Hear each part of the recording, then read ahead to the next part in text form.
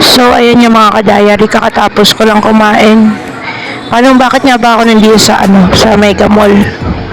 Gusto ko makapag-isip. Gusto ko makapag-unwind. Gusto ko tahimik na lugar. Actually, mga ka-diary, sa totoo lang, masama yung loob ko kay Ate Mayra dahil hindi niya ako pinagtanggol kay Kapitan. Hindi na tuloy ako pwede pumunta o mangyalam sa barangay dahil pinagpipilitan nila na may susi ako dun sa isang kwarto na pinagtatrabahuan ni Mayra, which is wala naman talaga. Kaya yun, imbis na magmukmuk ako doon, lumabas na lang ako para makapag-isip kung ano yung gagawin ko, kung ano yung dapat kong gawin sa buhay ko. Apparently, mga ka-diary, sa totoo lang, wala naman talaga akong balak na lumayas o umalis. Ayun nga, gusto ko makapag-unwind, gusto ko makapag-isip-isip, kaya ako nandito kasi pagka magulo, maraming tao, nakakapag-isip ako ng content, nakakapag-isip ako ng storyline, nakakapag-isip ako ng script ko, mga ka-diary. So, masama yung loob ko, pero yung sama ng loob, mananatili yan sa puso ko eh. Wala na rin pala akong trabaho, mga ka-diary. Hindi ko rin alam kung paano ako mabubuhay. Kasi sa totoo lang, yung pagko-content ko kasi, part yan ng journey ko, passion ko na yan eh. Siguro sa part ko, mga ka-diary, nahihirapan din ako kasi una sa lahat, nakakapag-upload ako, nakakapaggawa ako ng mga content dahil nga may wifi ako. Paggabi, nakakapag-upload ako, di ba, mga ka-diary? Pero siguro this time, mukhang malabo na kasi una sa lahat, load ko na yung gagamit ko sa pag-a-update, sa pag-a-upload. Hindi na everyday yung content ko, hindi na everyday yung upload ko. Siguro MWF na lang para tipidin sa load. Mag-iisip din ako ng paraan kung paano magkaka-load na malaki para masuportahan ko yung pag-content ko sa channel natin. Hindi ko rin alam kung hanggang saan ko to gagawin yung passion ko. Kasi sa part ko, pag walang load, wala akong may upload. Siguro pupunta na lang ako sa isang lugar na libre yung wifi, libre yung lahat para makapag-upload ako.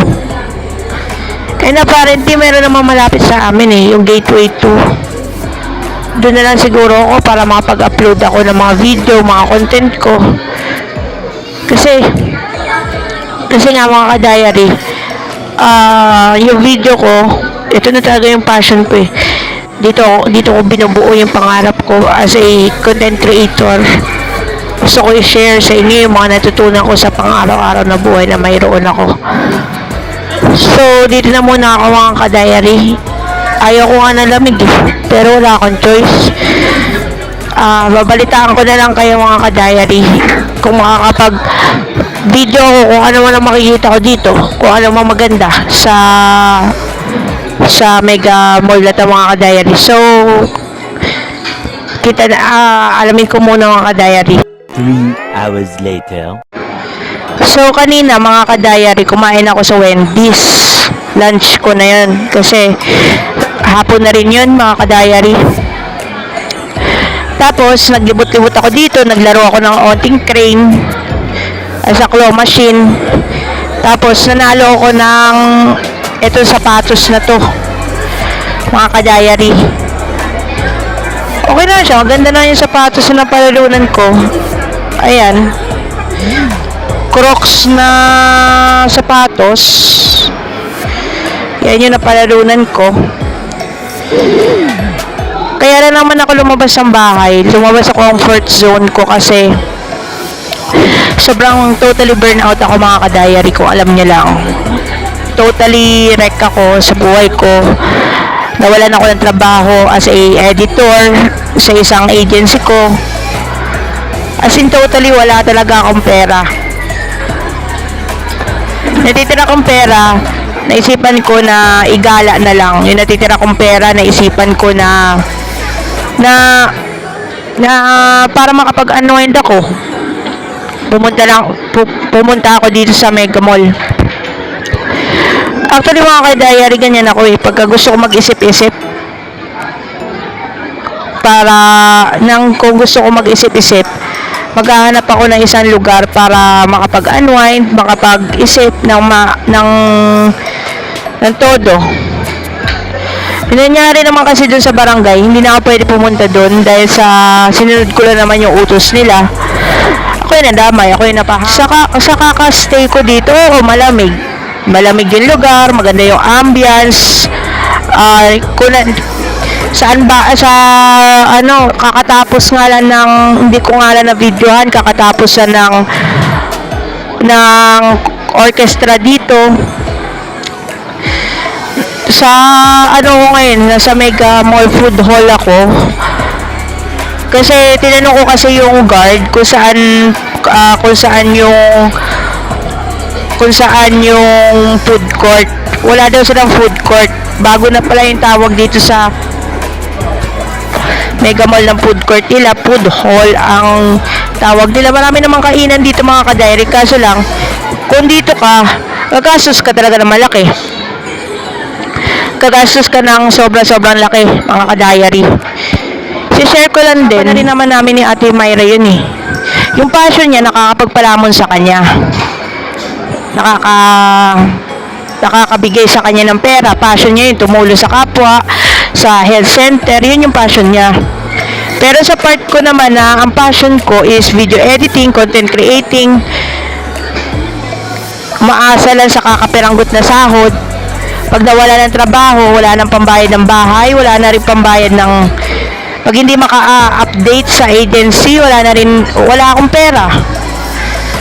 Sabi ko nga sa kanya, naiinggit ako sa kanya, sa totoo lang eh. Naiinggit ako in a way na siya yung nag-push sa akin siya yung nag-push sa akin na ipagpatuloy ko yung passion ko. Siya yung nagsabi sa akin na ituloy-tuloy ko yung passion ko dahil yan yung gusto kong gawin, yan yung gusto kong ginagawa ko, yung mag-edit ng video, mag-edit ng mga photos, ganyan. Pero habang tumatagal, 3 years na rin kasi ako dito mga ka-diary sa industry na to. Habang tumatagal mga ka-diary, parang mga ka-diary, parang na-realize ko na ang passion ko, hindi naman ako kayang itustusan ng pangangailangan ko. Hindi kaya ng passion ko yung ganitong sitwasyon ko sa buhay ko na ako lang mag-isa, walang pera, walang makain, pero tuloy pa rin yung passion. Hahanin mo naman yung sabi nga ni Kuya Chester ni Kuya Kaiser sa akin, kung passion mo talaga ang content creating, ang video editing, lahat pagpatuloy mo yan. Sinabi niya rin sa akin, pinaka-bonus na raw yung pagkakaroon ng income dito sa social media. Pero na-realize ko habang tumatagal mga ka-diary, lumalala na rin kasi. Habang tumatagal, passion na to, nakilala ko sila Kaiser Play, sila Pip Spirit, si Sir Bino sa gaming industry. Pero kung ako tatanungin, kung sa passion lang, marami na akong karanasan sa passion ko eh. Marami na rin ako mga script na nagawa, marami na rin ako mga sinulatan ng mga thesis, marami na rin ako nagawa ng mga video thesis sa mga bata sa makabagong henerasyon ngayon. Pero sa part ko, nakakalumo lang din. Kasi sa part ko kasi, hindi ako makakapag-upload, hindi ako makakapagpasa sa agency ko ng mga content. ay ng mga video na ini-edit ko. Bakit? Wala akong stable wifi. Nawala pa yung wifi dahil nga ayun nga, nainis din ako kay Myra dahil magkasama na nga sila ni Kapitan. Hindi niya pa ako kaya ipagtanggol. Hindi niya pa kaya sabihin na wala pa akong susi doon sa naturang opisina na yon.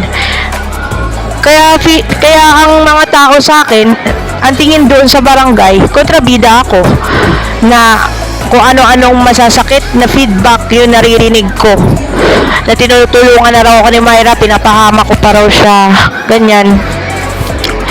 And apparently nga mga ka-diary, sobrang sakit lang din sa part ko yung marinig yung gano'n na ako pa yung nagiging mitya sa sa kapahamakan ni Myra. Which is ayaw ko ng gano'n. Hindi ko naman kasalanan yun, sumunod na naman ako sa utos eh. Ayun na, nakakapanghinayang na, nakakapanglumo. Medyo mahaba-haba itong mga ka-diary yung natin kasi nga gusto ko lang maglabas ng sama ng loob, gusto ko lang maglabas ng emosyon ko kasi kaya nga ako nandito sa Mega Mall kasi nga dahil na rin sa nangyari kahapon. Ngayon, nangangapa ako kung paano ko may upload ng mga video. And apparently nga, wala rin akong choice. Wala rin akong magawa. Kasi, umaasa lang din naman ako sa libreng wifi. Pero, ito na siguro yung kapalaran ko. Pero mag-upload pa rin naman ako mga ka-diary. Huwag kayo mag-alala. Mag-upload pa rin ako ng mga latest video, latest na ganap. Pero hindi na ganun hindi na ganun ka araw-araw kasi nga maghahanap ako ng paraan para makapag-upload ako.